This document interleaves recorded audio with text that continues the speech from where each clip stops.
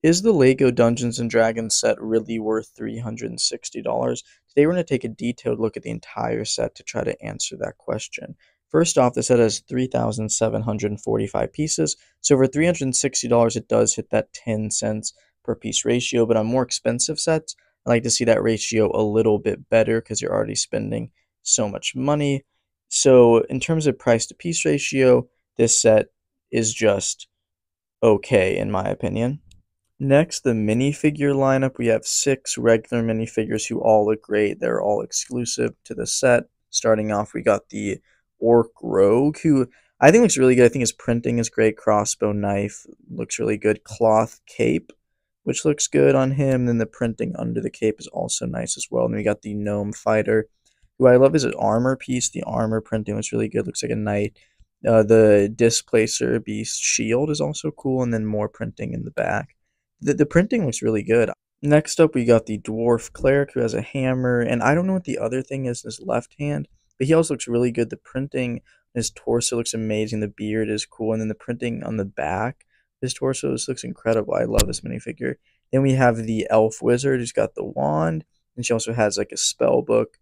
And the shoulder pads, the printing is great, and then the dual molded earpiece with the hair, and then back printing is also good. Yeah, this is a great minifigure. Next up, we got the Dragonborn, who's supposed to kind of own the inn. He also looks great. I think that might be a new mold for the head. And it looks pretty good from this angle, too. Got the spikes on the back.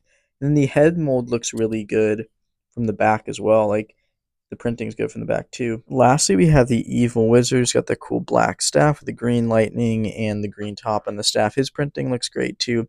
Kind of all the printing in this set looks really good for the most part. His face is also cool with the hood. Then we got the ripped up cape in the back, which is pretty cool. It reminds me of Old Castle.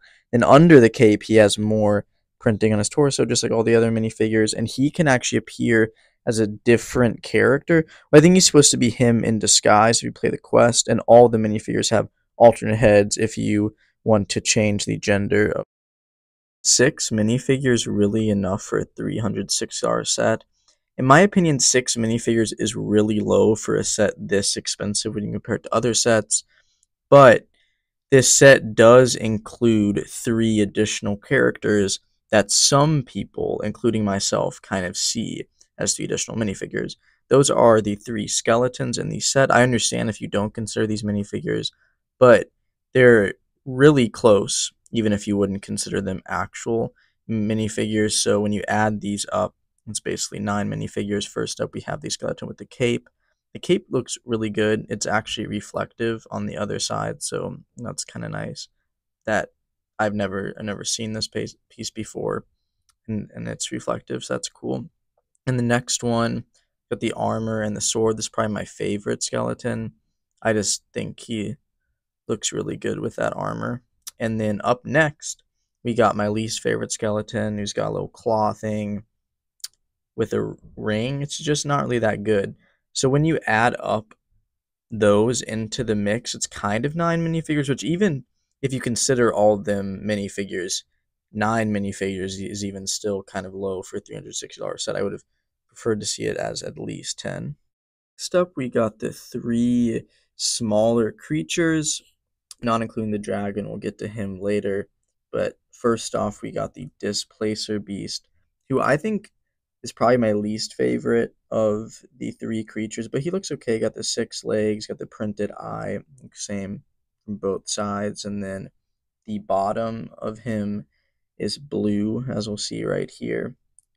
So that kind of looks cool in contrast to the black, but here we have the owl bear.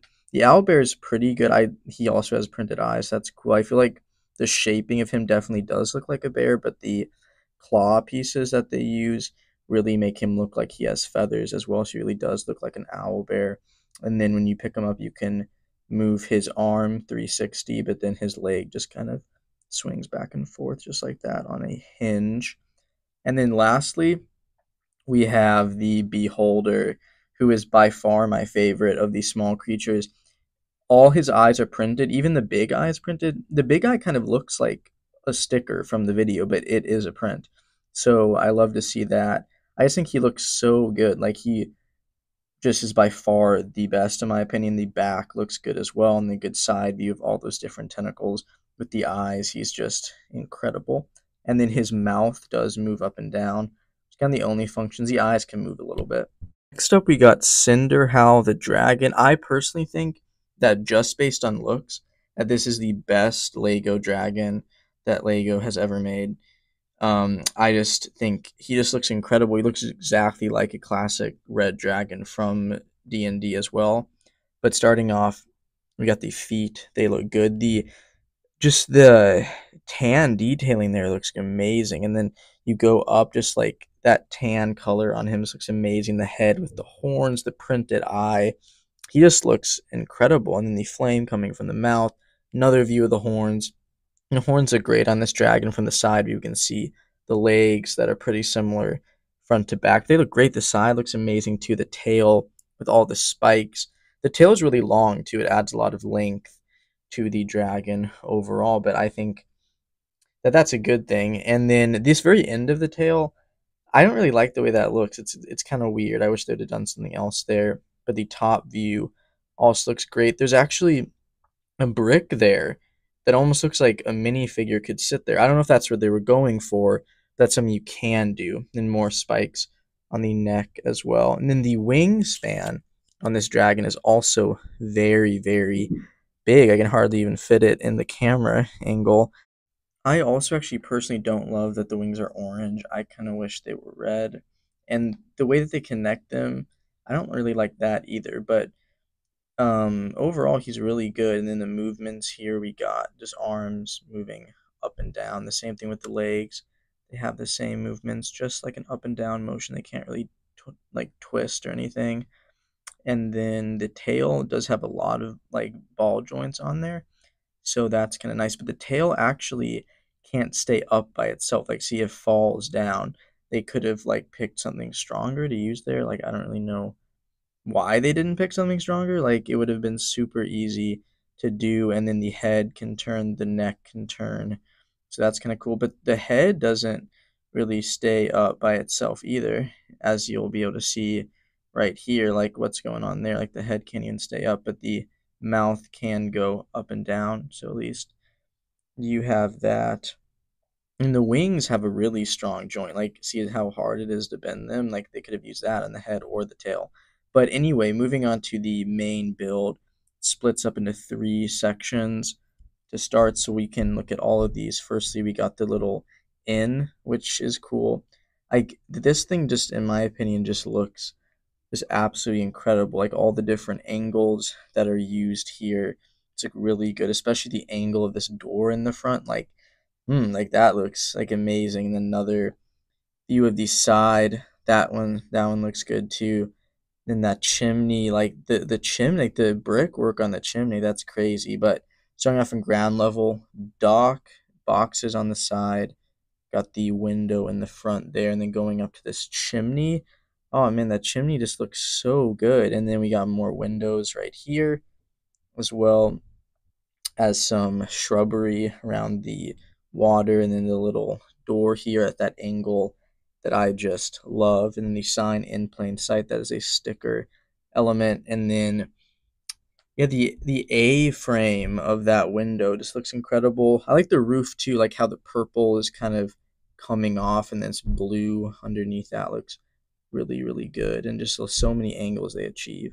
It's incredible. But the top floor comes off, so we'll be able to look at the interior of both rooms. Starting on the first floor, not the foist floor, we got the pretty detailed interior. Got some weapons and instruments on the side, as some drinks on the center table, as well as a little desk for the worker here with some hot sauce, maybe a chicken leg. It looks pretty good. A barrel in the back, some more drinks by the window with a fireplace. I do like the fireplace. And then on the second floor, the roof does come off for easier access to the interior. Got kind of a dark hallway there, a little bag on the shelf. And then we got 2 mimic creatures, mimic bed and mimic chest, that we'll be able to look at. They're easy to remove. And then the inside, we got sticker detailing on the wall. I don't really know what it means, but fireplace. The fireplace, I just really like fireplaces apparently, but Mimic Bed first opens up, teeth there. The eyes are printed, by the way, and Mimic Chest, eyes as well, a little coin in there. Now on to section 2, the little forest slash castle wall section. This one, I love all the greens, the grays, little cobblestone path that extends from the inn to the forest floor, which has multiple different colors of greens and flowers. It's really like nicely decorated. Got a little piece from the path and come up revealing a key and some coins. And these trees, the trees look really good. And then we got a special tree over here that's alive. I don't even know what that is. I'm not a big enough D&D fan. Got a little path that goes up here. I love the stairs. It reminds me of Rivendell a little bit. Side view, we get a little more that view of that castle tower. And then here we get more view of kind of the sand, the beach, and then there's actually a secret door right here, which leads into the dungeon. Just one more view of this little castle tower thing, because I think it looks really cool. And then on the back, we have a open back. Some people don't like that. I don't really care that much, but I wish it was closed if I could pick. But that's more money. Ladder going up to this secret door here that does open. Probably don't want to go in there. You might get lost. The black globs, I don't really know what those are, but got skeletons, weapons on the floor, got a gelatinous cube. A big one, too, actually has detailing on the inside. And on the other side, we have a smaller gelatinous cube with some more weapons and whatnot. And we have a special shield that has the beholder on it. I think that's really cool. I hope that's a real thing in the game. Then we got the little mushroom dude's fire, and then a little hidden passageway there. Then moving to the other side again, those stairs go up. I love those stairs. Like pathway on top of the castle that will lead into the tower. That looks really good. And then these little sticker details of the dragon. Onto the final section, we have the tall tower. Like, look at how tall this thing is. It's like actually pretty big. The top does come off for easier access to the inside of the bottom. So we'll take a look at the bottom first. On this side, there's a little door that would come from the inn, a picture, probably of the Dragonborn parents, maybe other view. We start to see the stairs and the dungeon, and I don't know what the pink stuff is. Maybe someone can tell me. And then once we get in the dungeon, we get a better view. The staircase, the candles, and I really love that staircase. And then there's a little trap on the door here where you get hit by an axe, so that'd be kind of tough. But staircase goes up to the next level. I really do love that staircase. And then next section of the tower, this looks amazing in my opinion. The angles, just they looks great from every angle. It really looks like a castle tower. But starting from the front, we have kind of a mountain built into this, almost like Barad-dûr in a weird way. More trees, just like on the bottom. We got a little doorway here with the torches. I do like those torches, and then it just keeps going up. It's like it really is so tall. And on the side here, the brickwork on the corners, this looks so good. It reminds me of the blacksmith shop. I just think that looks incredible. And this window looks so good. It looks just what I would expect of like a castle window, and I love Lego Castle. And then moving down here, we go to this other door that would be going in from the forest section, little dragon shrine. And these stairs, I love these stairs. This reminds me of Rivendell too. These stairs, just they were so fun to build, like the techniques for that. And then another one of these windows that I love so much. Little office for the evil wizard. Got like spell sheets and stuff, and the skull candle. It looks pretty good. This isn't my favorite room, but it's cool. And up above that, we got the little dragon egg. This might be what they're trying to get in the quest. Then one last ladder that leads up to the very top, where there's just a little flag. I wonder why they chose blue and gold. It's kind of random. Now, on to the big question. Is this set really good enough after seeing everything? Is it good enough to be worth $360? Should you pay $360 for this set? Now, 3,700 pieces. It does get to the 10 cent per piece ratio, but just barely. So based off piece count, it's just okay. The minifigure lineup, they were great minifigures, but there just weren't very many. But the overall building experience was incredible. I loved building this thing and it looked so good. And I'm not even a big Dungeons and Dragons fan. Like I like Dungeons and Dragons, but I'm mainly coming at this from a castle fan perspective. So I don't think it's so good that like the price is so good that you should buy it because it's a good deal. Like I don't really think it's that good of a deal. But if you really like this set and you would buy it if it was like 300, 330, which is what I think it should be, then I don't think that the little bit of extra expense should hold you back from getting this set because it was a blast to put together. And I know that if you get this set, you will enjoy it so much. I hope you guys enjoyed the review. Let me know what you think in the comments, and please stay tuned for our next stuff coming out, and let me know if you would buy this.